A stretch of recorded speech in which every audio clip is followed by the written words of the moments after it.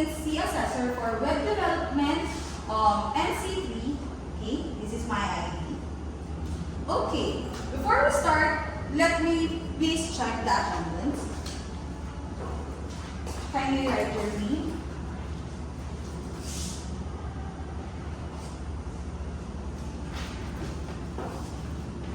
Okay, thank you very much. Okay. Now, the next one is, can I have your admission slip?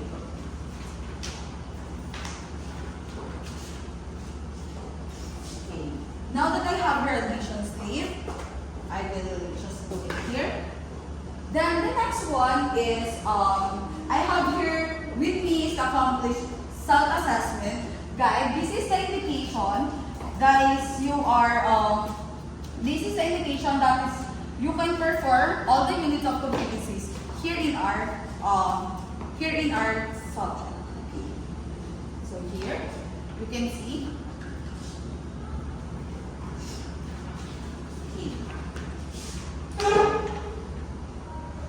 Okay, now this is our subject, Web Development and Simply Information and Communication Technology ICT sector. Okay, this is the qualification summary. And this is the list of competencies. We have 3 competencies, which is the first one is the basic competencies. Then the next one is the common competencies and the core competencies. Okay, as you can see, this is our core plan, which is the 9 parts of our classroom. Okay. Now,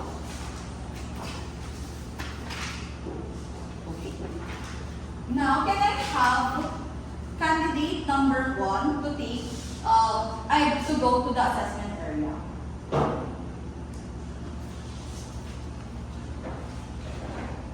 Okay. If none, okay, this is the assessment area, and using the materials, tools, and equipment, you are required to perform the task within 1 hour. I will observing you while you are performing the task. After your demonstration, I will ask you some questions related to your demonstration.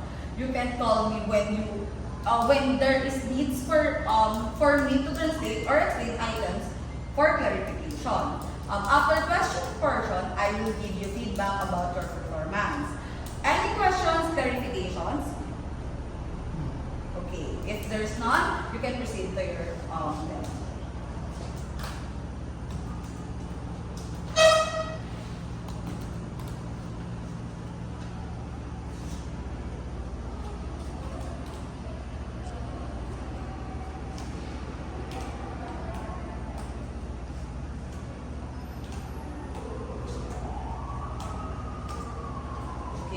If you are done, this is the test package. You can answer it now.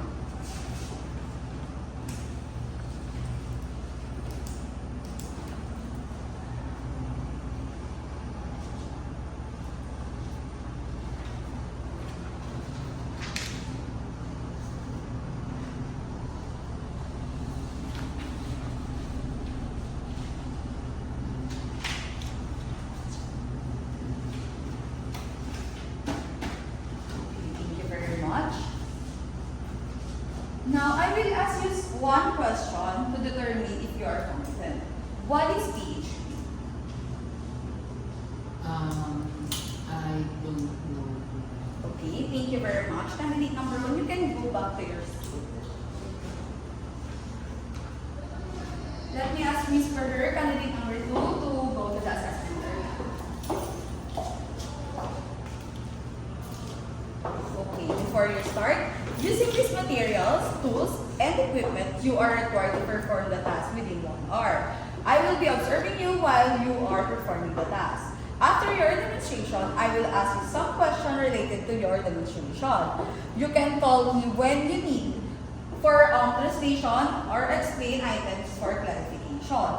After the questioning portion, I will give you feedback about your performance. And if you have any questions or clarification? No. Okay, you may proceed.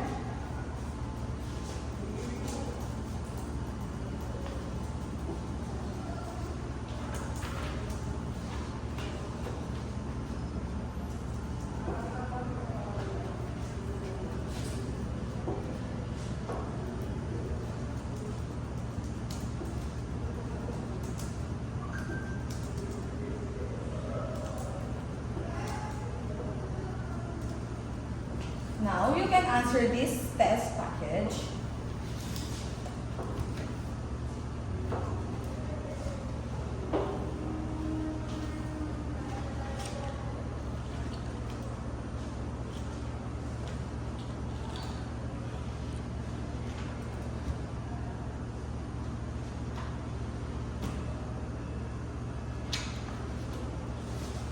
Thank you very much. Candidate number 2.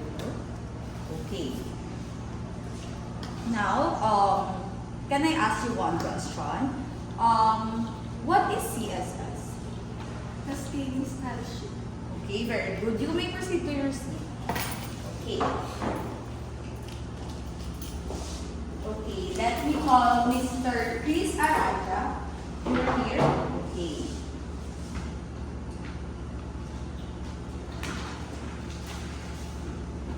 Okay. Mr. Aranja, I'm sorry, you are not able to,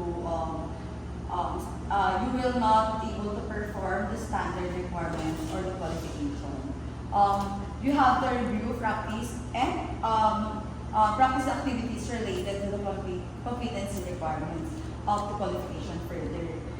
You can come back after a month for reassessment or when you feel confident. And after you have acquired the competencies, don't worry. You will only be reassessed or be part of the activity that you are found not to be yet competent. Okay? Thank you very much, Mr. Randa.